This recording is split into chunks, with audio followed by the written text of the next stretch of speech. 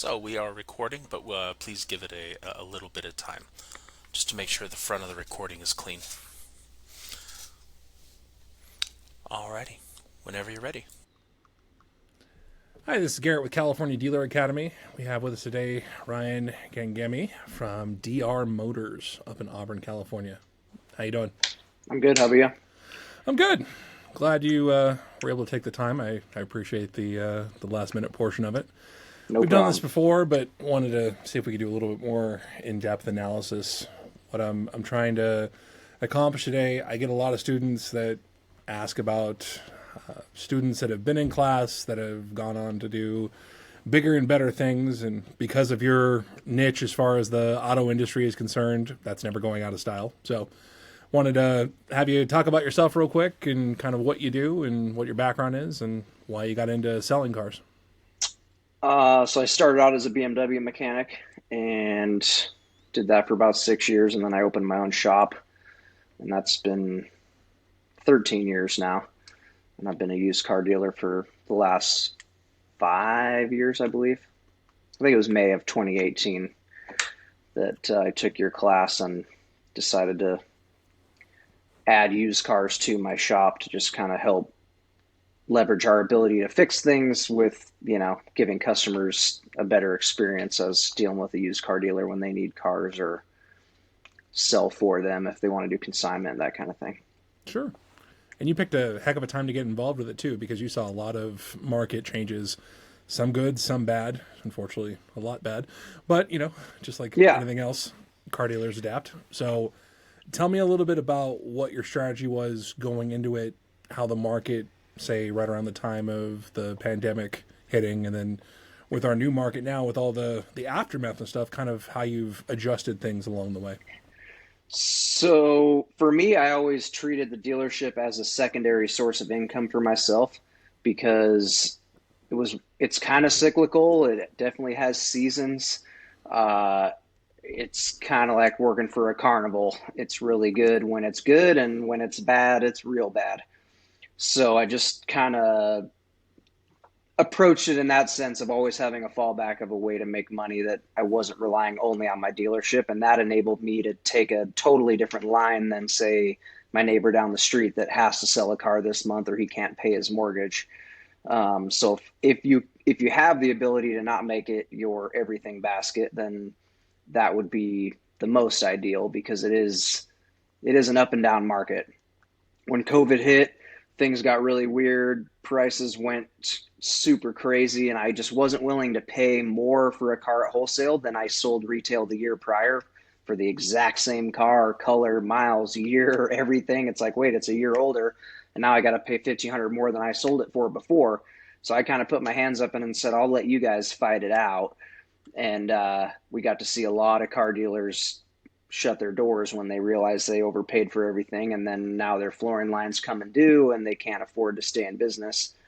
So for me, always I started out small. I sold my own car that I had. I got $10,000 for a BMW I owned. I took that to the auction. I bought two BMWs and I sold those two and turned it into 12 grand and thought, wow, I just made 2,000 bucks. And I just slowly built it up from there. And I didn't take a paycheck for the first 8 or 10 months before I took any money out. And I know that most people aren't going to have that sort of approach Luxury. to it. And yeah, but I would encourage them to continue on in their current path if it's successful enough, and use this as kind of a side hobby until you get your feet wet. And it will take quite a few deals to learn what it takes to really make money and how to make money, because it's not just buy a car at the auction, turn around and sell it. You'll go broke doing that. So you got to find a niche that you understand and that you can grind on. And for me, that was just German cars. And most of the time, I buy really broken Mini Coopers, and I put a lot of time and money into fixing them, and then I sell them. And Sure. my margins are high, but I have a lot of labor involved, and I know what to buy and what I can sell it for, because I've sold the same car 50 or 100 times. So I have a ton of data that I don't have to rely on somebody else telling me what I'm going to make on that car. So that's kind of been my approach.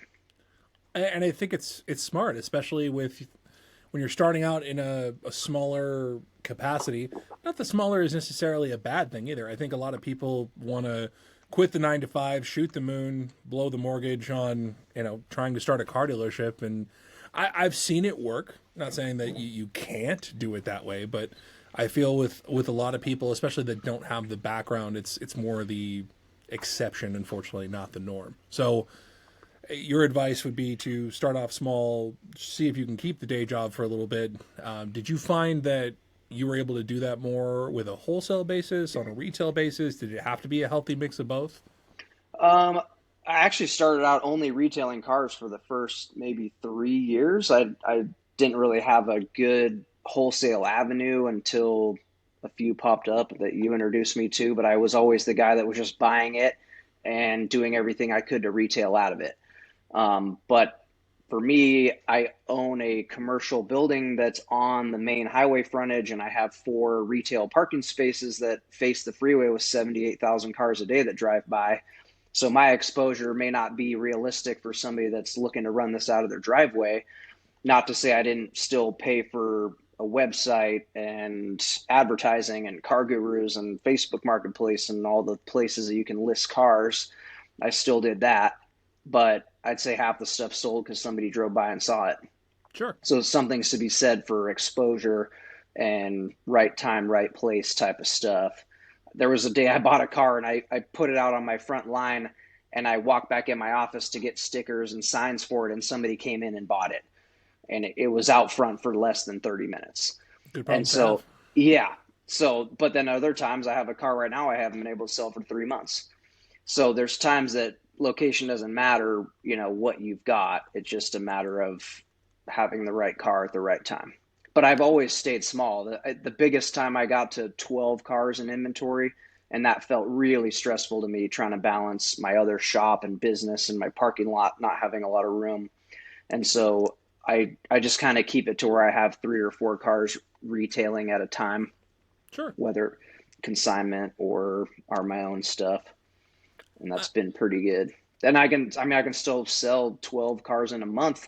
So just because I don't have a lot of exposure with like a size of a lot doesn't mean I don't have stuff in the back that I can say, hey, check out this one I'm fixing, and you can have it next week. A lot of cars sell without ever being seen or advertised, and that's always a great deal because you spend a lot less time, taking pictures and going through it if you have somebody on the hook for it. Gotcha. So you would say your strategy is more of a gross strategy versus a volume strategy. Yeah, we try to gross a lot per car so we can keep the quality high and the volume low. Sure. Because if you're buying and selling a lot of cars, you might be just trying to squeeze a nickel out of all of them, and that can be really stressful. Yeah. One little thing goes wrong and you're losing a nickel. Now you're selling 3 cars to break even. So it can be kind of a sticky game. But if Sure. everyone needs to find their niche of what they're good at. If I bought and sold a few Honda Civics and I was never able to make any money, and I finally realized that there's no margin in them because they're just razor thin. People Yeah. expect to buy them and not have to fix anything and resell them, so they sell them for $500 over their cost, and they'll pay all the money at the auction. And there's no good deals on a Honda Accord or a Toyota Tacoma. Like, margins are razor thin, even on big money stuff. Where I can buy a $2,000 Mini Cooper and sell it for $8,000 and put $500 of parts in a few days in it, I can make $4,000 a car, and my whole exposure is only $2,500 plus some time. And I can always turn around and sell that to a junkyard and make half that money back if it went really sideways. And that's happened. So I, you keep your exposure low. Like, how bad can I get hurt if I'm only in $3,000? absolutely. I can get wounded $3,000, but you buy a car for $30,000, you can get wounded $29,000. Very much So, so. yeah. But it's something I stress to my students, and it's even earlier in my career. One of my mentors always used to tell me, that's great, but what is the exit strategy? Because you'll remember from back in class, the money is absolutely in the buy, and I wholeheartedly agree with you. That's why, Hondas and Toyotas, they're easy for flippers. And if you don't know what a flipper is, it's somebody who sells cars without a license, and you can learn about that during class if you want to get into that in a little more detail. But I think flippers, they gravitate towards them because Toyotas and Hondas, they're people proof. They don't really have to do a whole lot. They can fix them with really bad aftermarket parts that they they find randomly online. Whereas with, like Mini Coopers, for instance, if you're not using as close to OEM as you can get, that thing's going to scream and probably explode on you, halfway down Yep. the highway. So You're not going to get it out of your lot. yeah, 100%. Yeah. And I think it's really insightful. Not that I'm recommending anybody go out there and go buy Mini Coopers if you don't No, know I, what you're I don't doing. recommend that anybody does what I do. I've Sure. got 20 years of experience doing nothing but that. So if you want to get into that, then it's, you got to get into what you understand and what you can do. But I always tell people, like, don't bite off more than you can chew. Don't go get $100,000 credit line and max it out and think you're just going to make all kinds of money, because you can lose a lot of money just trying to sell cars, and you're just going to get eaten alive. But if you are forced to start small and work your way up, then you kind of learn, not to make those sort of mistakes. It's really easy to buy expensive cars, and it's really hard to sell them. So, and Again, if you don't have the right there's background, it's right. absolutely. And I've just found that a lot of the good looking stuff, high end stuff, is really slow to move. And there's not big margins in it. You might be happy to make 2 or 3% on your money. So any one little thing that can cut into that, bank fees or whatever comes up, even a set of tires on an expensive car like that could just be the difference between whether you make money or not. So you just got to be really careful on that kind of stuff. Where if you start out cheaper, there's more margin percentage wise. So if you get a bad apple out of the 5 cars you buy, you can swing it. So it's not about trying to impress your friends with all the cool cars you have, because if you do that, you're not going to be here in 6 months. I can guarantee it. Sure. And kind of shifting gears a little bit, and it's been nice that our friendship has kind of blossomed over the years, even after you taking the class, because, like you mentioned, I've helped you with some wholesale portions, and I called you a couple of weeks ago because, you being a master tech of all things German automotive, called you on a car that I had a good spread in, probably had no business buying, and I had to literally take it to 3 different technicians before I called you. So talk to me a little bit about the dichotomy between when you're owning a dealership and maybe you're not mechanically inclined and you don't have a service department that you can dump all these cars into. How do dealers go about building those relationships with shops, mechanics, and people they know in the industry? You basically just got to pound the pavement and find a shop that's willing to work with you and that wants to earn your business, and that you guys can help each other, because you're going to rely on them. And in the end, they may end up relying on you for work. And so it could be beneficial to both of you, as long as you find the right guy. You don't want the guy that's real busy, because he's going to slough you off and tell you that they don't have time to work with a used car dealer, and they're just going to give you ridiculous prices and not want to help you. But you may find a guy that's really good, that is hurting, and he could really use you as some backup filler work that he can kind of roll into his shop, and maybe you guys end up splitting work together, figure out how to get your money out of cars. There's lots of ways to do it. But without that relationship, you may struggle, because nobody's going to run and fix it for you in your parking lot. The last thing I would do is use a mobile mechanic, because they are the worst in the industry, and you're probably going to get burned, and you're never going to find them again. So don't be encouraged to buy the guy that's $75 an hour off of Craigslist. There's a reason he's unemployed. So you want to go to a place that's an establishment and is reliable, that can be there for the long haul for you, that you can depend on it. They're going to be there when you come back in a few weeks and have another problem with something else. Yeah, and I appreciate you being as candid as possible too, because I think that's what a lot of people need. They shouldn't have it sugar coated, because I think also in our industry there's a way that, I don't know, I've been guilty of this myself, is slipping into a sense of negativity with selling cars, this industry, repairs. But the great thing about what we do for a living is we can change people's lives every single day, and we do. We just happen to also get some of the weirder customers that you could ever face on God's green earth. So you roll the good with the bad better than anything else. And I can't really make too fine a point on this by saying that you maybe need more than one shop too, because Oh yeah, the guy that I took that car to, I mean, he works on literally my personal cars, my dealership cars, and I took it to him, and he said, "Yeah, everything was perfect." And then it wasn't until I got it to the person I was ended up wholesaling it to of, "Yeah, you might want to check this again." Luckily, it all worked out, but it's the time in the chair experience, and sometimes, unfortunately, you got to pay with your wallet too. It all worked out. We ended up making a profit, so it was good. But I think I appreciate the learning experiences probably more so than some of the big money days at the office, because you know that now you've learned something. You hopefully will never repeat that again, and hopefully you learn something to where you could potentially use it to your advantage in the future too. And my biggest takeaway of that is find a specialist. Mm-hmm. Because if you need some weird, a lot of cars get traded in at auction because people don't want to deal with the problems that it has. Yeah. So you are basically buying somebody else's problems. You're not buying their car. There's a reason they walked away from it. Nobody trades in a perfectly good car unless they just need to get something else because it doesn't suit their lifestyle anymore. That's pretty rare. So you got to just face everything with like, okay, why did they trade this in? Mm-hmm. And a lot of times it's because it needed tires and they didn't want to do it, or the head gasket's blown and they Sure. covered it up with some stop leak, and it could be everything in between.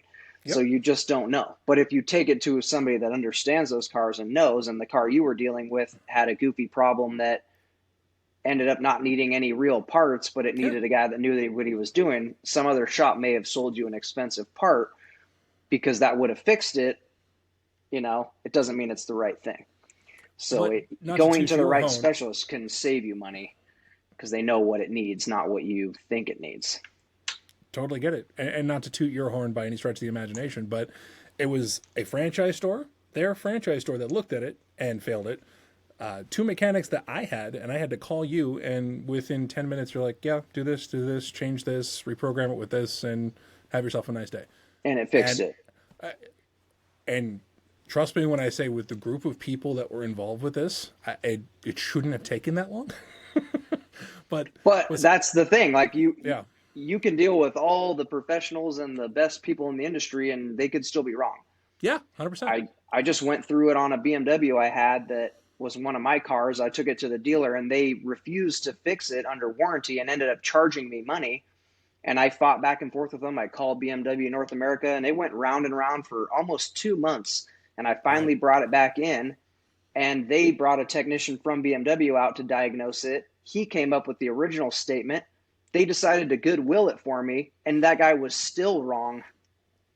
Wow. So they put a whole new engine in a car, telling me that a shaft that connects it to this other piece was broken, and they got it all apart, and the shaft wasn't broken, and they were still wrong.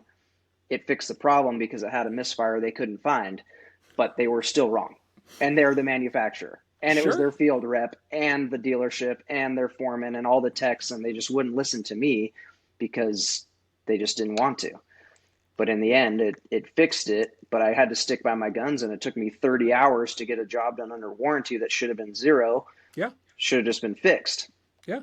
But that's what happens sometimes. It's difficult to get these things fixed. So now I have a car I can sell and drive, and it's okay, but it can be really time consuming and difficult.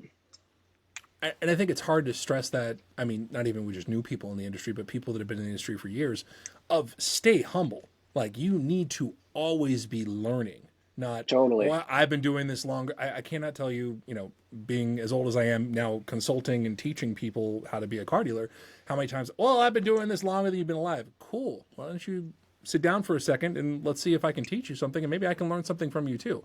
Taking the lowest seat at the table, being able to learn from, I don't care who we're involved with. I will listen to anybody. Doesn't mean that necessarily everything is absorbed, but if you've got a way to go, a different way of thinking, it's always been my philosophy as a business owner for as many years as I've been doing this, is talk to people, gather their opinion. Even if you don't like the whole entire thing, you might be able to take one piece away from the conversation that you can apply to your day-to-day operations. Yep.